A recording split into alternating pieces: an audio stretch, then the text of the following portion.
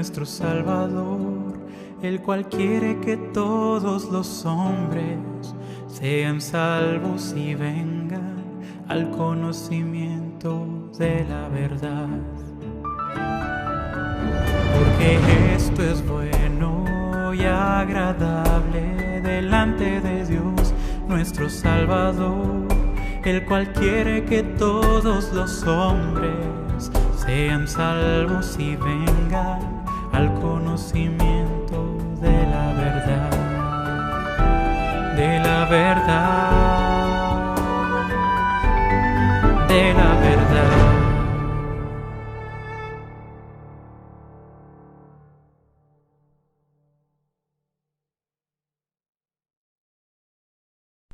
Buenas tardes, hermanos. Me gustaría dejaros un par de versículos para continuar con la alabanza al Señor, y se encuentran en el Salmo 119, el versículo 11 y el versículo 105. El 11 nos dice así: en mi corazón he guardado tus dichos para no pecar contra ti.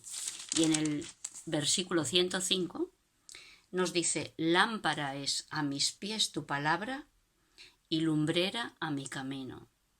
Pues podemos confiar plenamente que el Señor nos ha dejado su palabra escrita para que podamos atesorarla en nuestros corazones, para no pecar contra Él y para que sea una luz que nos alumbra a la hora de caminar como Él quiere. En esta tarde, uno de los himnos que vamos a escuchar lo tenemos en nuestros himnarios, es el 371 y dice así: cuán dulce es confiar en Cristo. Y su estrofa número 2 nos dice: dulce sí es confiar en Cristo y cumplir su voluntad, no dudando su palabra, que es la luz y la verdad. Pues bendiciones, hermanos.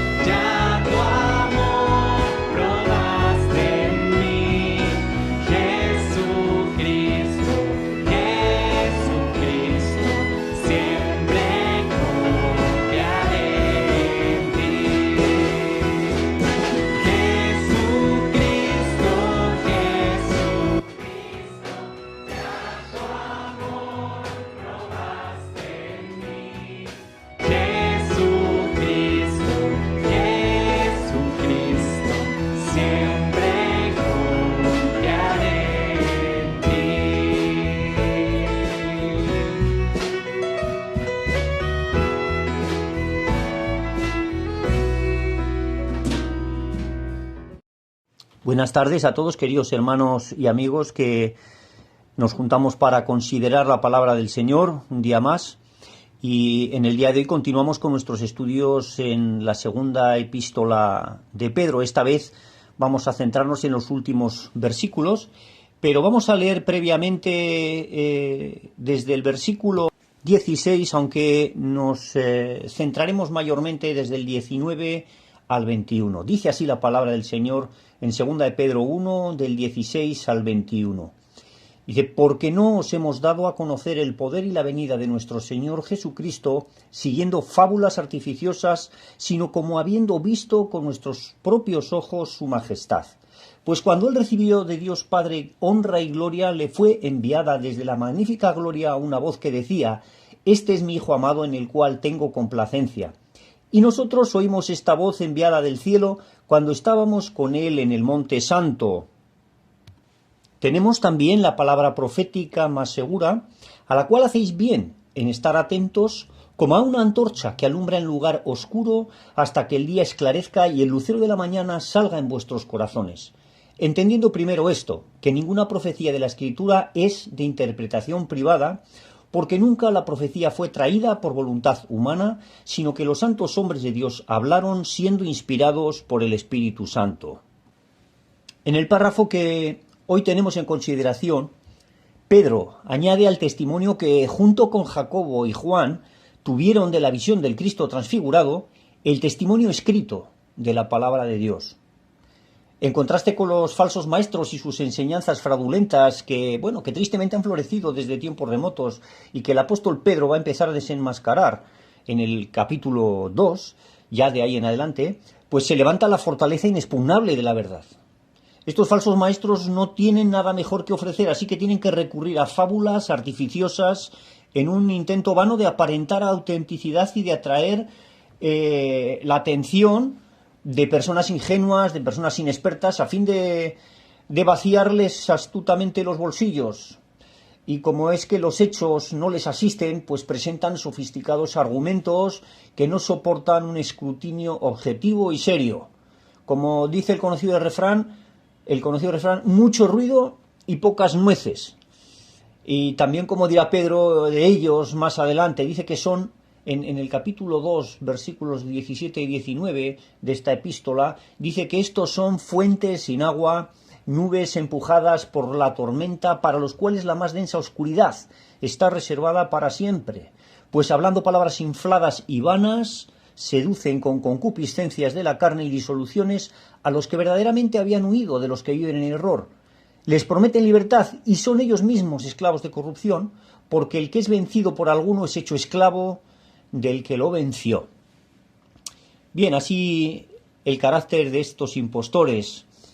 Sin embargo, el mensaje que traen los apóstoles no es el fruto de imaginación de personas engañadoras, de personas malintencionadas. Para empezar, lejos de intentar engañar a gentes desapercibidas, desde el comienzo de la predicación de todos los apóstoles, pues podemos observar la valentía y el arrojo con el que defienden la autenticidad de su mensaje ante la encarnizada hostilidad de las autoridades, tanto judías como romanas.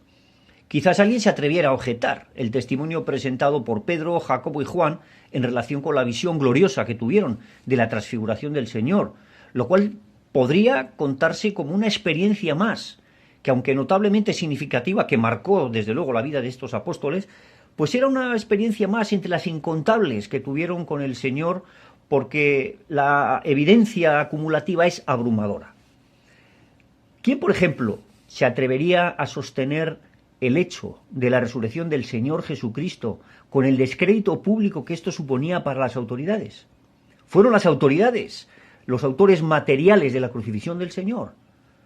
Hubiera bastado con la presentación pública del cadáver de Jesús para negar su resurrección y para recuperar su reputación ante el pueblo y acallar con un buen escarmiento las voces disidentes de aquel grupo de rebeldes exaltados.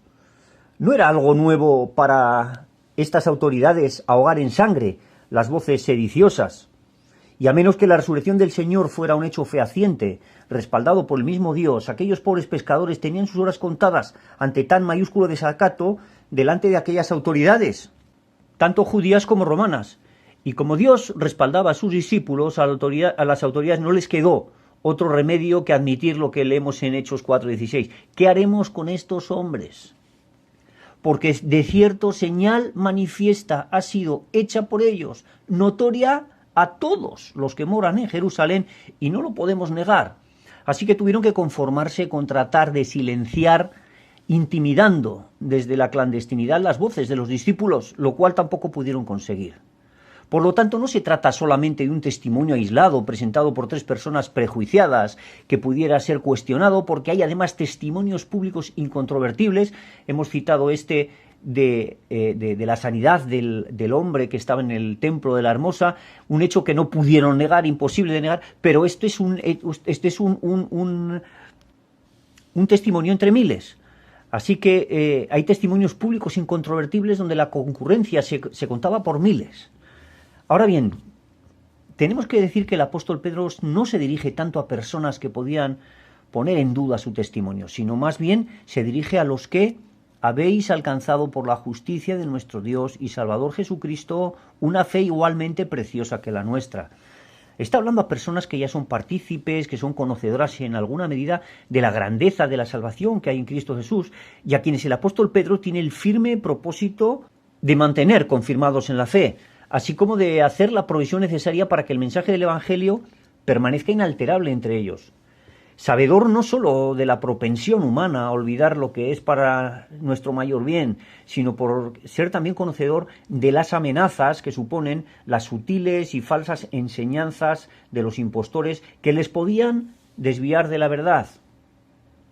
Después de afirmar que la venida en gloria de Cristo es un hecho que ha de acontecer, cosa que negaban estos impostores, declara su testimonio personal en el cual, junto con Jacobo y Juan, les fue dada una visión de la sublime gloria de Cristo, gloria en la que sin duda el Señor habrá de regresar.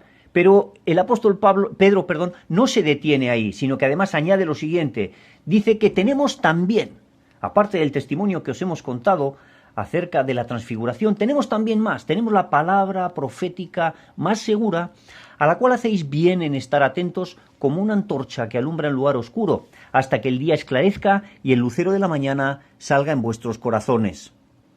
Ahora bien, ¿qué nos está diciendo Pedro mediante esta afirmación? Nos está diciendo que la palabra profética más segura era una evidencia mejor que lo que ellos habían oído y habían visto en el monte de la transfiguración, o que la escena de la transfiguración había confirmado las profecías mesiánicas y había mostrado claramente la deidad de Cristo como el Hijo de Dios.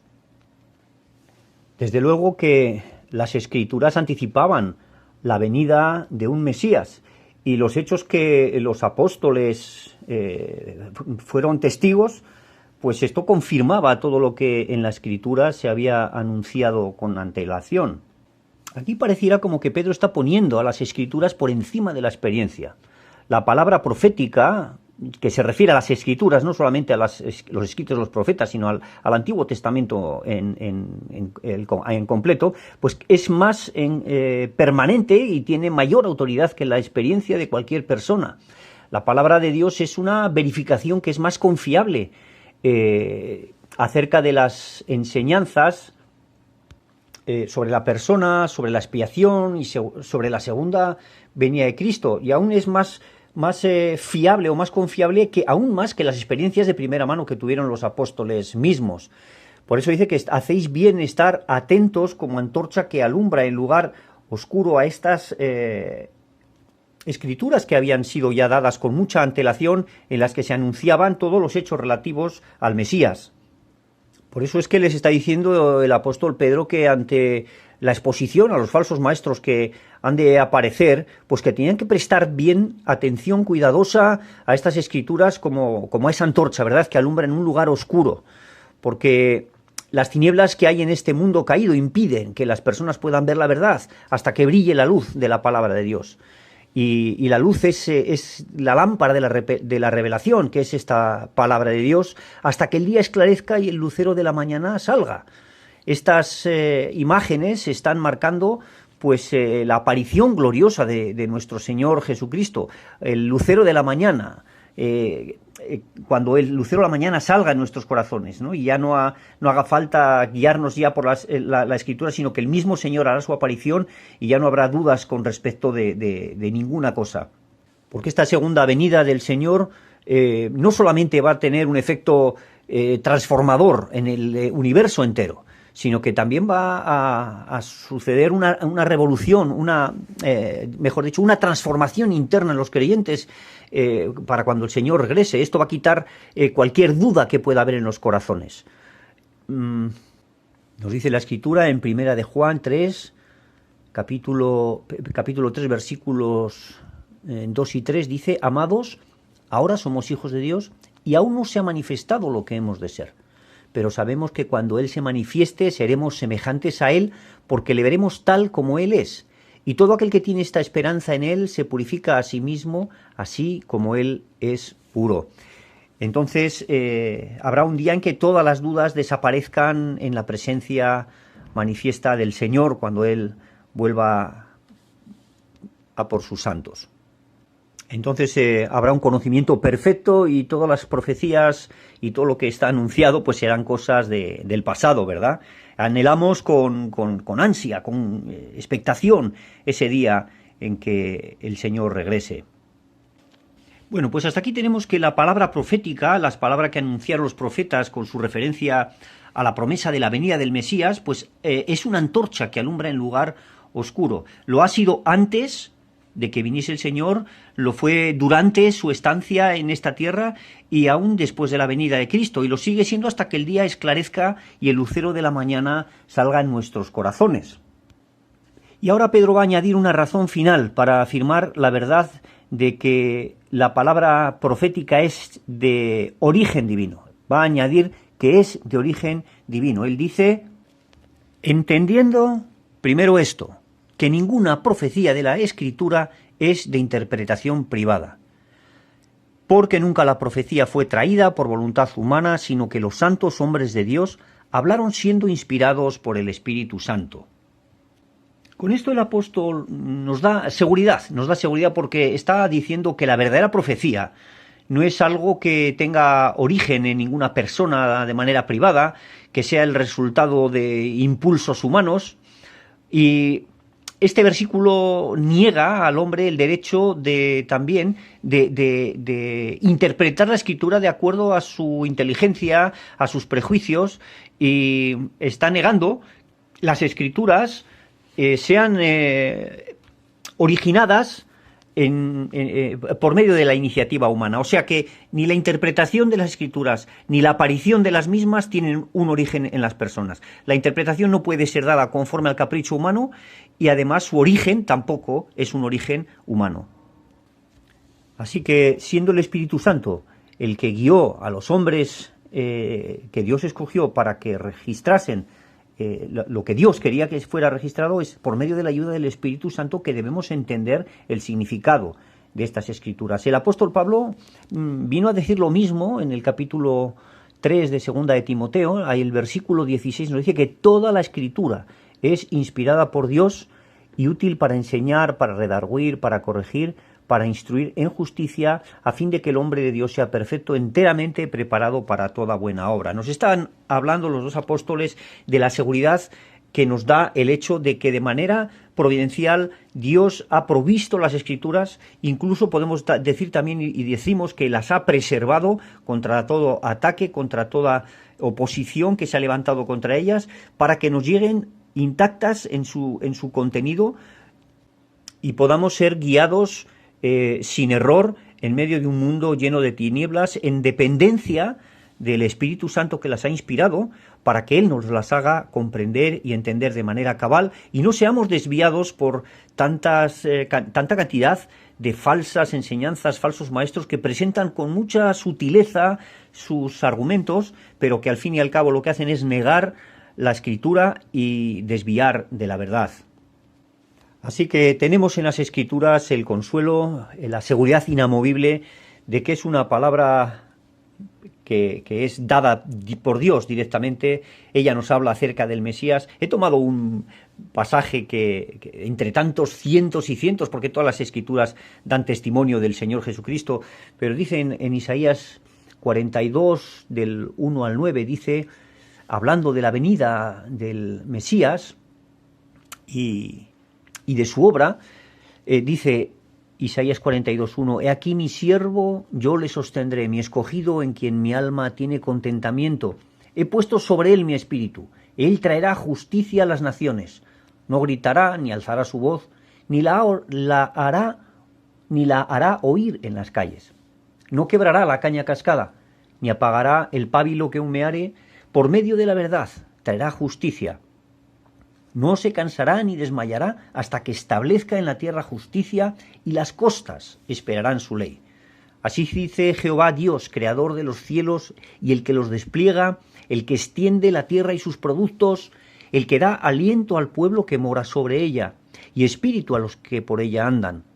Yo Jehová te he llamado en justicia y te sostendré por la mano, te guardaré y te pondré por pacto al pueblo, por luz de las naciones, para que abras los ojos de los ciegos, para que saques de la cárcel a los presos y de las casas de prisión a los que moran en tinieblas. Yo Jehová, este es mi nombre, y a otro no daré mi gloria ni a mi alabanza a esculturas. He aquí se cumplieron las cosas primeras, yo anuncio cosas nuevas, antes que salgan a la luz, yo os las haré notorias. Así que contamos con el testimonio escrito. Hemos leído este párrafo del libro de Isaías, pero hay, bueno, toda la Biblia está repleta de anuncios de la venida del Mesías, de su obra de salvación, de cómo él, en él esperarán las costas, todas las gentes de la tierra esperarán en el Señor, en su obra perfecta. Y todo esto está anunciado con antelación, esto es inamovible, no es una cosa que se pueda modificar a gusto de nadie, es algo que ya está anunciado con antelación antes de que sucedan. Dios las hace notorias, porque ¿quién puede anunciar con la precisión que hace Dios todos los acontecimientos futuros que han de ocurrir? Los mismos profetas, muchas veces ellos no sabían lo que no entendían a cabalidad lo que estaban profetizando, porque lo estaban haciendo para generaciones futuras, para que cuando sucediese el cumplimiento, pues se pudiera ver claramente que era Dios el que había dirigido y había orquestado toda la escritura y todas las palabras que los profetas decían. Así que ciertamente, y insistimos en decirlo, tenemos la palabra profética más segura.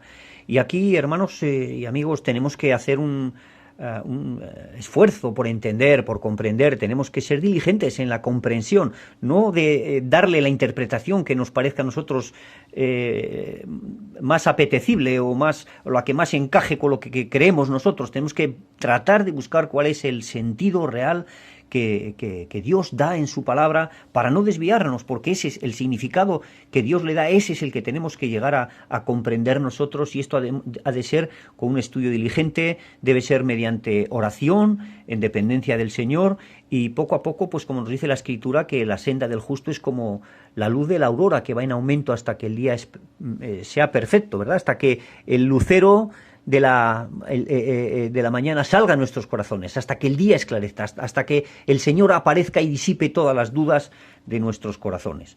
Así que, hermanos, tenemos el consuelo de que Dios, que se ha encargado de inspirar la palabra, Él es el que nos la hace llegar, el que la preserva del error, para que nosotros podamos tener una base bien firme y con mucha atención, porque el que crea estar firme debe mirar que no caiga. Debemos estar velando siempre, hermanos. Esto no, por mucho que insistamos, esto no sobran las advertencias para que nosotros podamos estar vigilantes, porque el que se desvía de la palabra de Dios se desvía del Dios de la palabra. Por lo tanto, hermanos, teniendo este gran tesoro en nuestras manos, pues démosle el valor que Él tiene, y que realmente, y que podamos estar siempre bien afirmados y sostenidos por el poder de la palabra de Dios. El Señor nos dijo que el Espíritu Santo nos guiaría a toda la verdad, así que dependamos de Él para comprender bien su palabra. Que Dios os bendiga, y recibir todos un cordial y un afectuoso abrazo. Amén.